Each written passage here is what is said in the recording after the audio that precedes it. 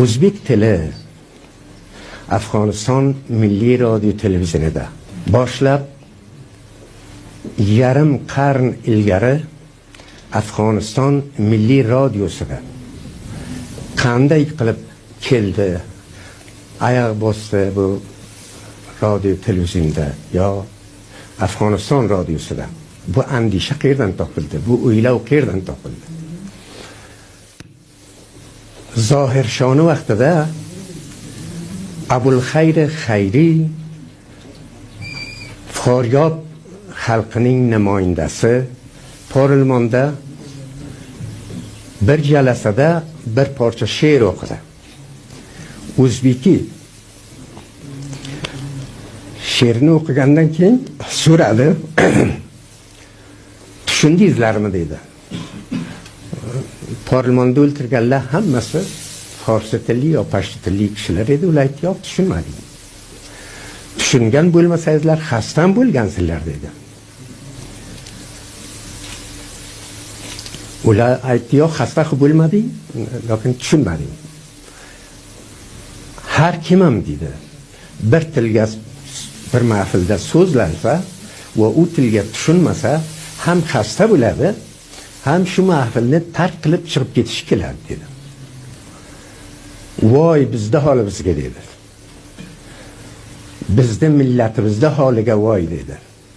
Sizlar solho yillar bo'yi pashto so'zlaysizlar, dari so'zlaysizlar va biz bilmaymiz. Bilmaymiz va tashlab ham keta olmaymiz. Chunki uyimiz she'r, vatanimiz she'r. Nima istagingiz nima deganda aytdiki, Afg'oniston milliy radiosida o'zbek tilida bizga sam beringlar. Sonra bu peshnod bo'ldi nima tomonidan? Majlis tomonidan Zohirshoga. Zohirsho manzur qildi. O'zbek tilida Afg'oniston radiosida nashrot boshlandi. Kim edi u vaqt shu nashrotni boshlaganda? Barlos degan bir kishimiz bor edi. U doktor Fayzullo Aymoq u vaqt doktor emas edi. Doktor emas edi, bir lisans kishi edi.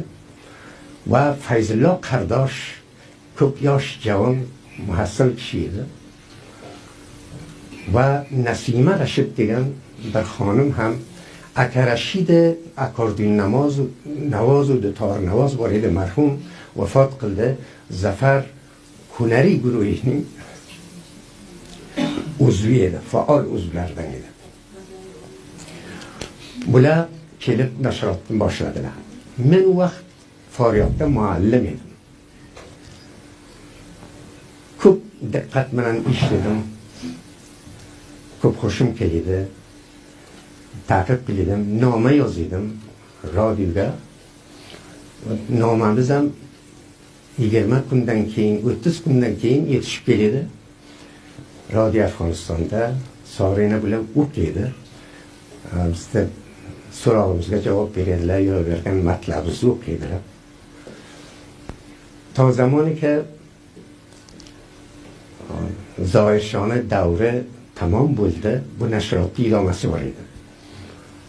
Davud o'rtaga keldi. Davud bir necha muddat hukumat qilgandan keyin mohi ro'za keldi, Ramazon oyi keldi. Ramazon oyiga shu Ramazon o'tguncha o'zbeki nashrot to'xtasin deb buni to'xtatib qo'ydi. Keyin Savr inqilobi bo'ldi. Savr inqilobini birinchi oyida o'sha hizb, o'sha hukumat tasmim oldiki, o'zbeki nashrot Afg'oniston radiosiga qayta boshlansin. Boshlaymiz dedilar. Doktor Soyib Vohidiy Sarapuldan Ko'kshi Sharif Soyib Javzjoniy vazir adliya edilar. Bular odam axtardilar, kimlar kelsin. Bizni ham da'vat etdilar, biz ham keldik. Oqoy Nafir Faryobiy Maymanadan tilatdi u kishini. Doktor Soyib Vohidiy, Oyxon Bayoniy, G'affor Bayoniy, Said Ahmad Tulqun va Salomat Tulqun Sharif Saibni hamshirasi, Parvinjon Sharif Saibni qizi bular kelib shu radio televizion milliga majlis o'toqi degan bir o'toq bor edi, o'sha yerga meza tevaragida o'tirdik. Bu kalima qanday bitiladi, yo bilan bitiladimi, alif yo bilan bitiladimi, qanday bitiladi deb bir-birimizdan so'raydik. Chun ilgari bizlarning kitoblarimizni kuydirgan edilar, o'zbek tilida hech narsa yo'q edi, o'qib ko'rsak. Shunday qilib bizlar Nashrot O'zbekini Afg'oniston radiosida boshlab qo'yverdik. Turkman dilidan Turkman xalqini kadrlari tashakkur qilamiz. Ular bor edi, Abdurahim O'roz bor edi, Abdurahmon Suhbat bor edi, Qurbon Nazar bor edi. Shunga o'xshash bir kitob boshqa o'rtoqlarimiz bor edi. Ham o'zbek tili ham turkman tili nashrotini boshlab qo'ydik. Bizni hamkorlarimiz kimlar edi o'zbek tilida? Hammasidan ot tutaman. Doktor Said Fayzullo Aymoq edi. Ustod Fayzullo Qardosh edi. Marhum Mir Mahmud Ilyosi edi. Antxoydan biladilar. Oqoy Nafir, marhum Nafir shahid edi Faryobdan. Yusuf Ravonyor edi Sarapuldan. Marhum Sayfiddin Nuri edi, ulam Sarapuldan.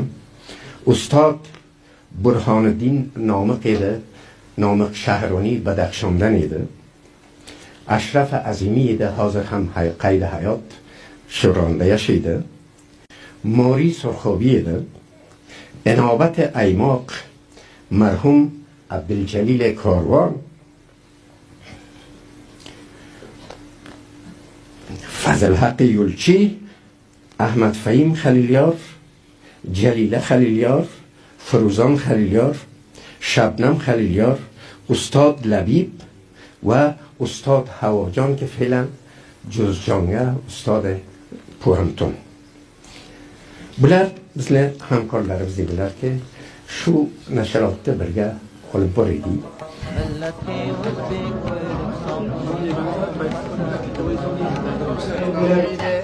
Şekli kadaklarından orada Mehman hamisha shunday bo'lib o'zbek tilida o'zbek qadriyati qadrlash kerak. Alloh hamisha shunday bir tabrikni asrab qolsin. Amin. Teşekkürler.